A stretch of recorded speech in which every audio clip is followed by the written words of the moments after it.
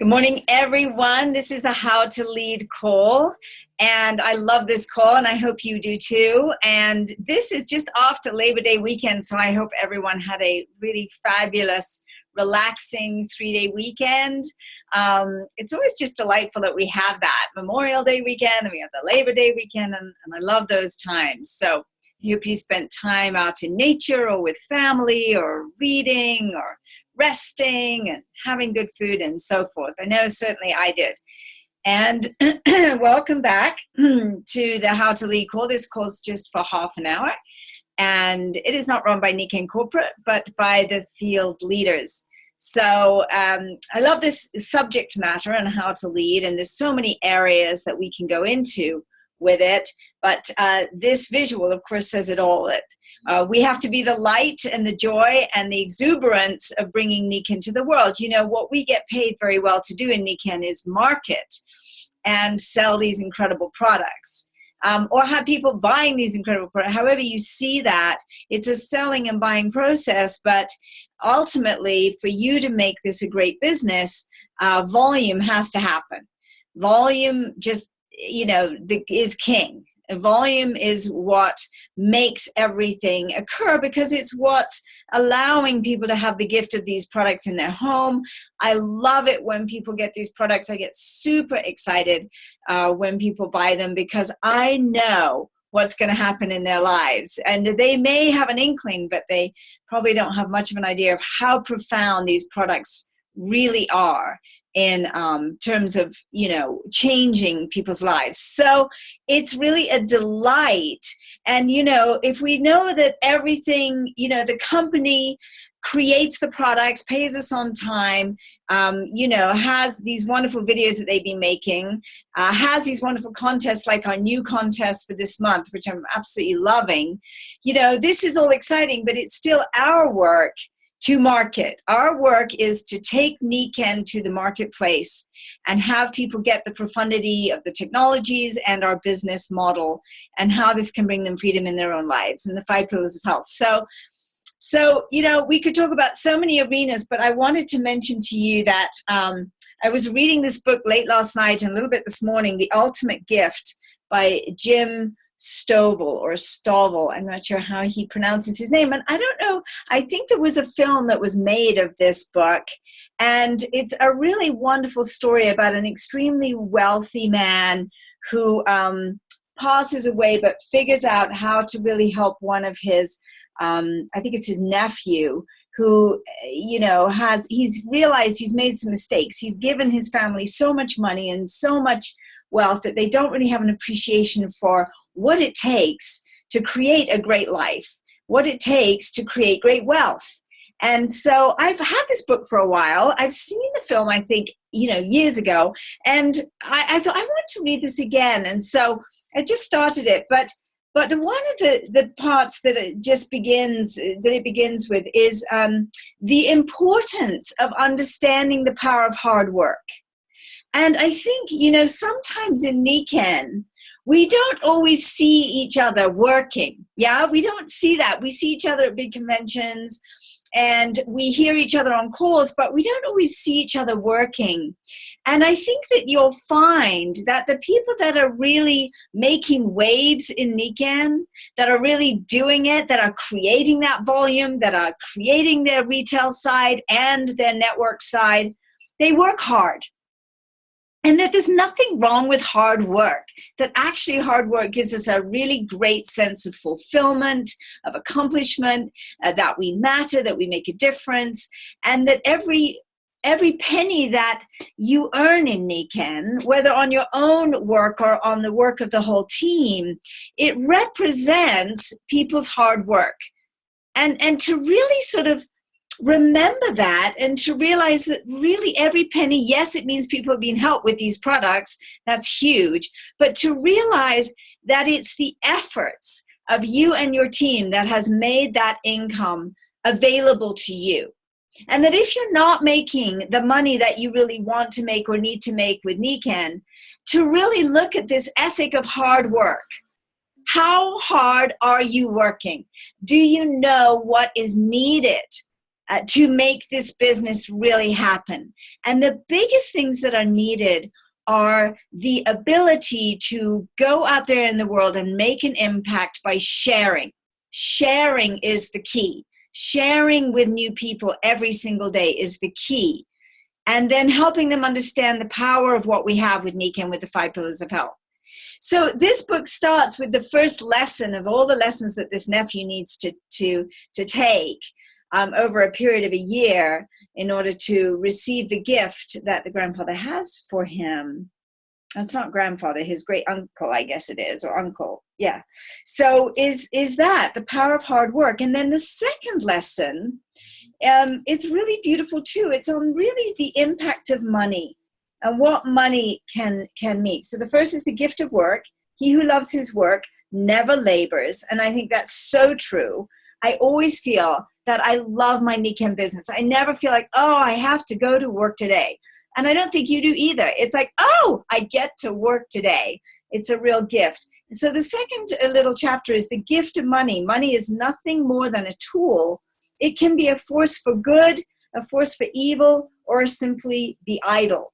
So we need to generate. Money is an energy, and it moves and it flows, and we give it and we receive it. And as we give in terms of our love and our education to others, and helping them grasp the power of what we have, then money will come back to us, because people will fall in love with what we have and buy these products and begin as a retail customer, or they're going to come in as a senior or an executive and start the business, with a bang. So these are the first two that I read. But of course, being myself, I always start at the end of the book, because I'm like that. I want to read the beginning and the end, and then I want to see if I want to read the middle.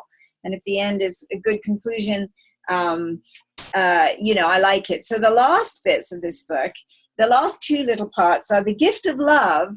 Love is a treasure for which we can never pay. The only way we keep it is to give it away. And of course, I'm sure many of you spend time with your family. I spent time with my youngest daughter yesterday, a couple of hours having brunch with her and her boyfriend, and seeing her new home and how she's making it so beautiful. And, just the power of love between us is so strong. And then we went to see this little children's bookshop, and the power of love that this woman had put into creating this bookshop was so touching, so wonderful.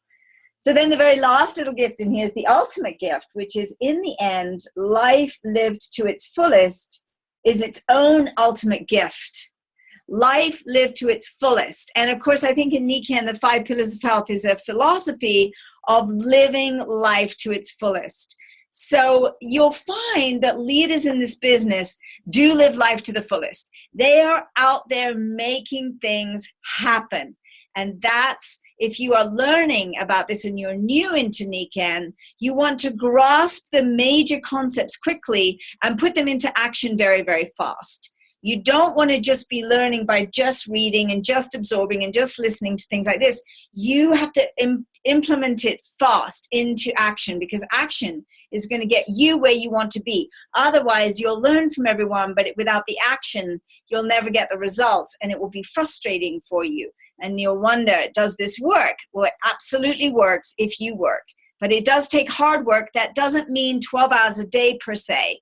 It might mean 3 hours a day, though, of solid, focused action, calling people, following up, and so forth. Having fun, bringing joy and love to the world. So leading by example, if it's going to be, it's up to me. Being proactive is really key. We can't stress it enough. So even when you see, maybe on Facebook, you see pictures of all of us with our kids or out in nature or on a boat or having fun, it doesn't mean we're not working hard. It doesn't mean, so when you see those pictures of lifestyle, don't be fooled. The lifestyle comes as a result of working hard and with passion. Not working hard like I'm slogging at it, but working hard with passion. Passion is really what makes our business happen. And how could we not be passionate about what we do? I have to tell you, I met with a friend the other day, and we started talking about, he was doing some work for the MS people, and I said, we have amazing results with that. We never say it's going to cure anything, but we say we have amazing results. If you give the body back what it needs, the body will heal itself.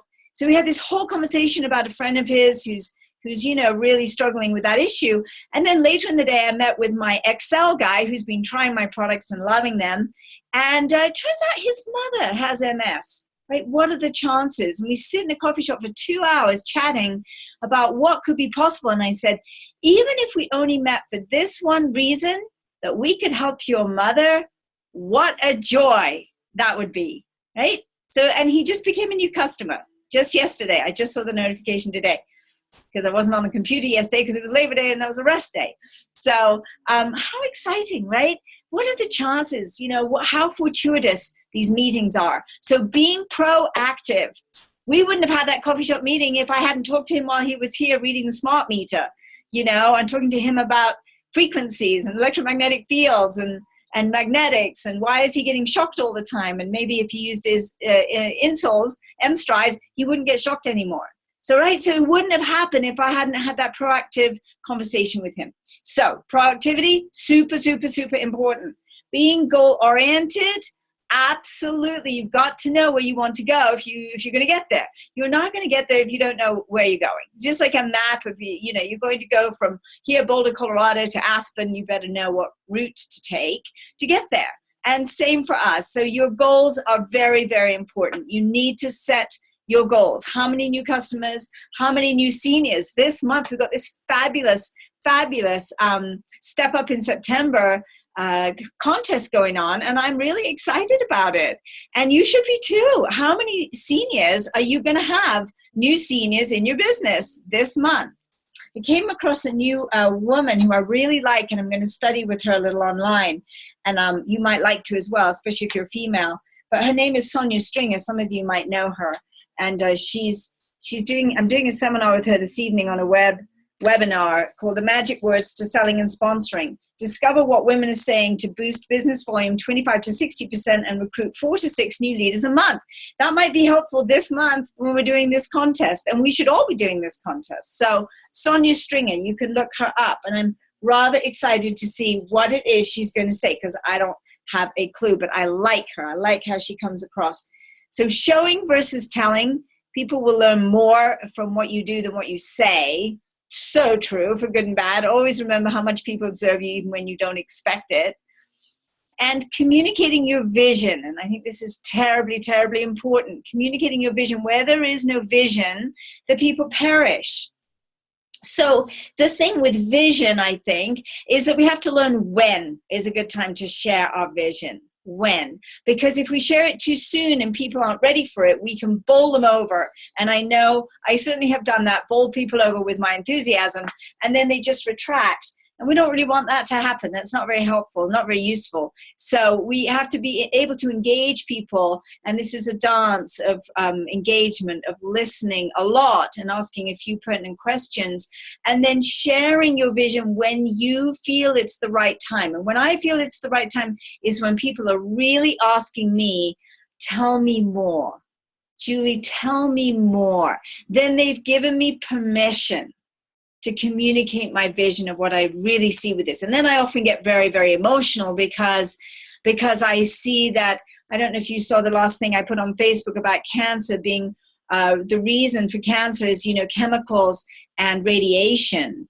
And we know that it's acidity and an anaerobic system as well. But, chemicals and radiation, and we're having babies born with, over 240 chemicals in their body. And, we're having radiation from EMF fields everywhere, and we can't get away from it. And how are we going to withstand this onslaught? So for me, these are survival technologies. They're very, very, very important. So when it is time for me to communicate my vision, I do get really emotional. I am very concerned about our children. They are not doing well, and we need to help them to survive and to thrive. All of us to thrive. So communicating your vision, you got to kind of know when is the right time for that. And that is when people really are asking you, begging for it out of your hand. Super important. Leading with love. Oh, it's so, so important.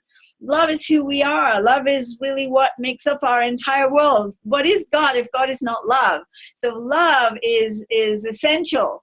love, and I think joy too. Joy. People are losing their joy, and we can show them how to regain their joy by doing something that's really a mission, and creating a wonderful life of freedom through that, physically, financially, in all ways. So showing love and respect, so important to show that.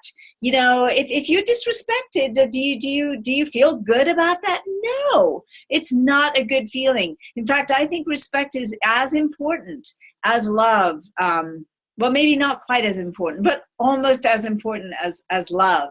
When we show people love and respect for who they are, for their knowledge, their wisdom, their actions, seeing what's good about them and not what's not good about them. Because it's easy to see what doesn't work with people. It's easy to judge. But the key is acceptance and loving them where they're at. So building belief in others is very important. A lot of us, we didn't grow up with a lot of belief from others.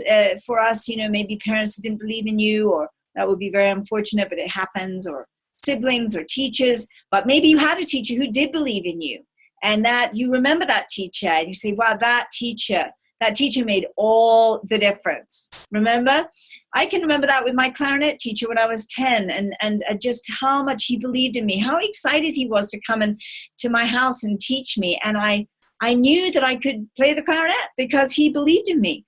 And sure enough, I zoomed to high levels with the clarinet because he believed in me. And I felt that, and he was the expert. And so if he knew I could do it, then of course I knew I could do it. So you think about that with your past. Who believed in you when you were a child, when you were little, and how did that affect you? And so pass it on, pay it forward. Find people you can believe in. And if you don't believe in them, don't work with them, because you may not believe in everybody. You don't want to be just a total utopian about it. You might need to find the ones that you really believe in, but find them you will, and then really help them believe in themselves is the point. To have belief in them so they can have belief in themselves. Using the model for success, Nikken has provided a system for achievement, and this month the focus is on seniors. So this is where we put our shoulder to it and watch the wheel turn. I don't reinvent the wheel. The wheel's already been created. We know we have a hybrid model, retailing and networking. Retailing is one aspect, networking is the other, and both have to happen, have to coexist for this business to work for you and for others. Celebrating success. I love that. I don't think in life we do celebrate success enough. And it's very important to celebrate the wins, the little wins, the big wins. We should be our team's greatest champions and cheerleaders, inspiring them with your own actions. How are you inspiring your team? How are you encouraging them? How are you persuading them? How are you correcting them?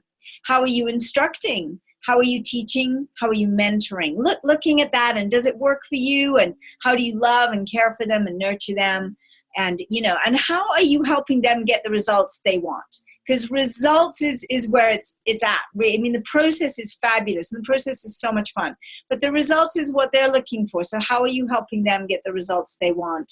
And are you leading by example to show them that they can have what you have because you're getting the results yourself?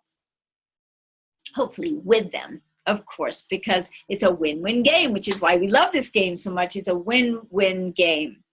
Leading with confidence. You can't give someone something you haven't got any more than you can go back to someplace you've never been. So leading with confidence, I think, is quite a tricky one. Many times we go in and out of confidence. But the greatest thing I ever read, and I think it was in A Course in Miracles, was, if you're not feeling confident in yourself, don't worry. You just have to have confidence in God.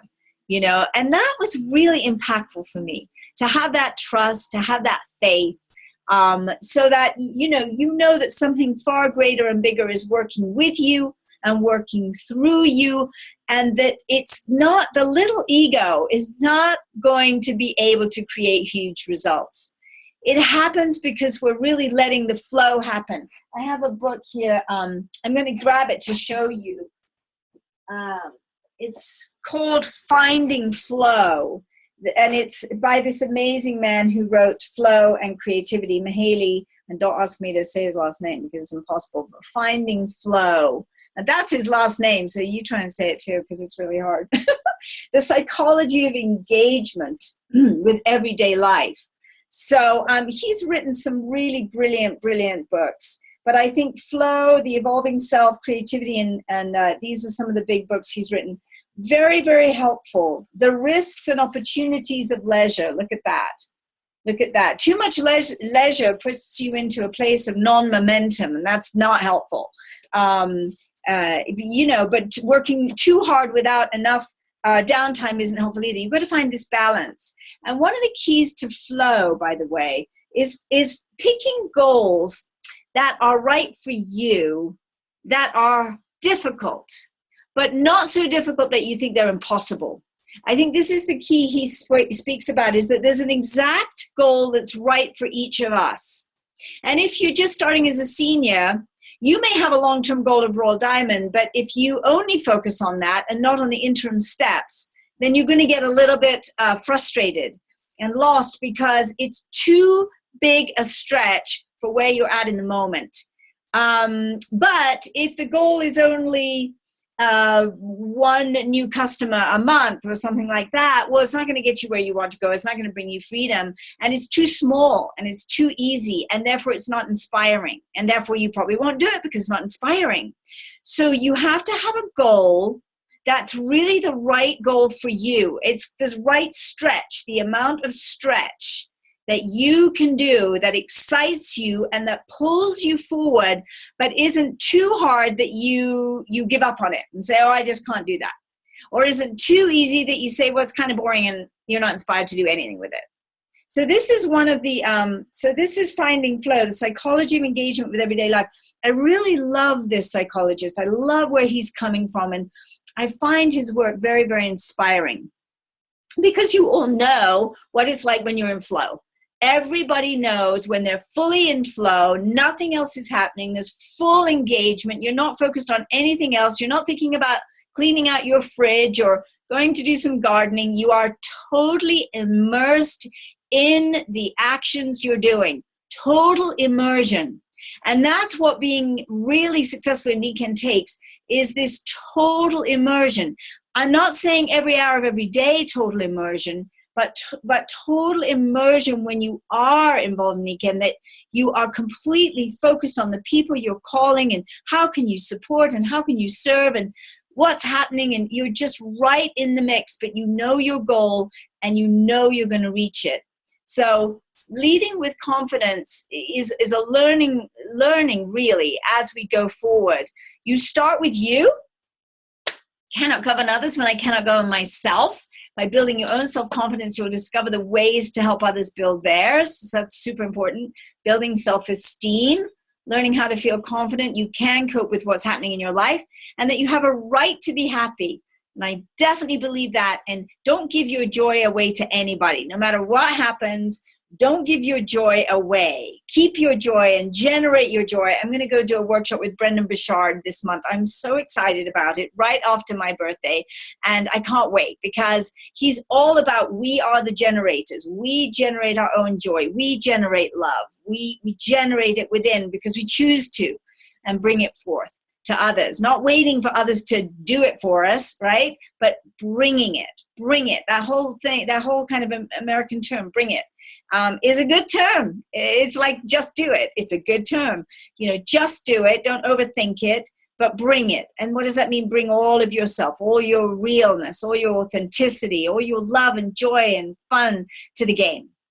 Building self-efficacy. This is developed by seeing ourselves mastering skills. This is more in the skill set and achieving goals that matter in those skill areas. And again, I'm going to say volume is king. Retail customers is important and on authorship. Building new seniors and executives is as important and critical to building your network.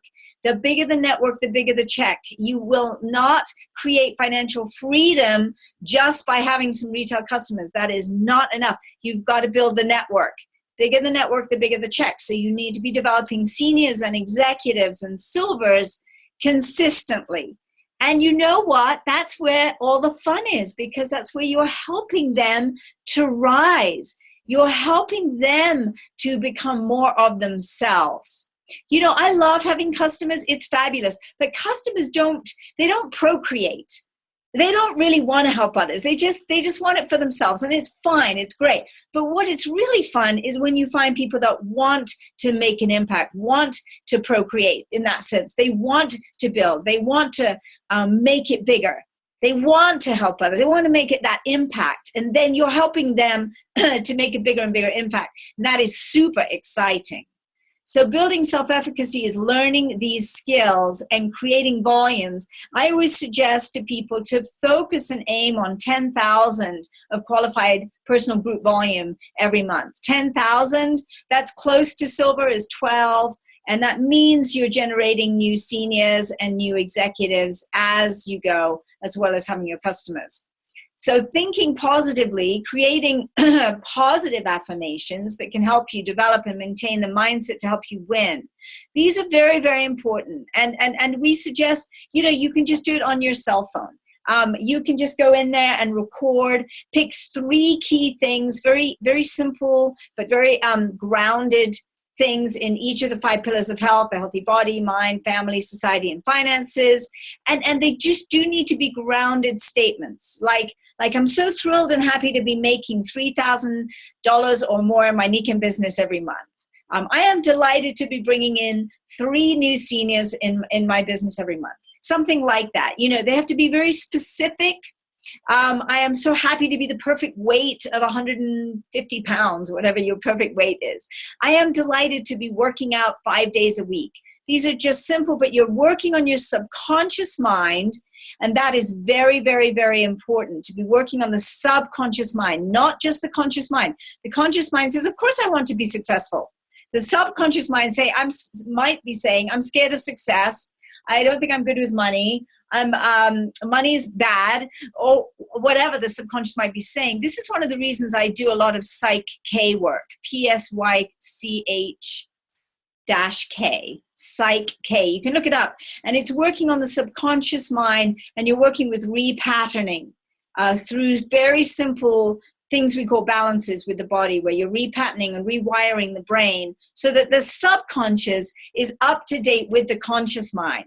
The conscious mind says, of course I want to be successful. The subconscious mind is like, I don't know, I'm kind of scared of success. Maybe I'm going to be too out there. Maybe it's too vulnerable for me. Maybe I'm too exposed to the world, right? The subconscious might be holding you back. So then you have a push me, pull you situation, which is like in Dr. Dolittle, if any of you remember Dr. Dolittle, who used to speak with the animals. And there was a push me, pull you was a 2-headed llama. And it would just move back and forth, and it could never decide which way to go. And that's rather like our conscious mind and our subconscious mind. The conscious mind says, of course I love myself. The subconscious mind says, I don't know, maybe I don't love myself. Maybe I'm not up to snuff, you know? So you want to update the subconscious mind. You want to do it quickly and efficiently. Psych K is one of the fastest ways to do that. There's other ways: tapping, body code, heart code, different things like that. But do use those tools. I mean, I use them all the time. For myself and sometimes with others. So a critical question or two. I love this huge, great question mark. I question every day. What could I do differently today? What could I be better at today? So time for serious reflection for a moment, even though we want to be full of joy, but sometimes the serious reflection needs to be had. When you look at the different virtues and attributes of leadership that we've discussed today, now there's many, many more, of course. You know, there's a myriad of leadership possibilities. But the ones we've sort of touched on today, which one do you need to work on right now? Maybe it's that subconscious mind. Maybe that's what you have to really focus in on. What will you do differently this week as a result of what you've learned today?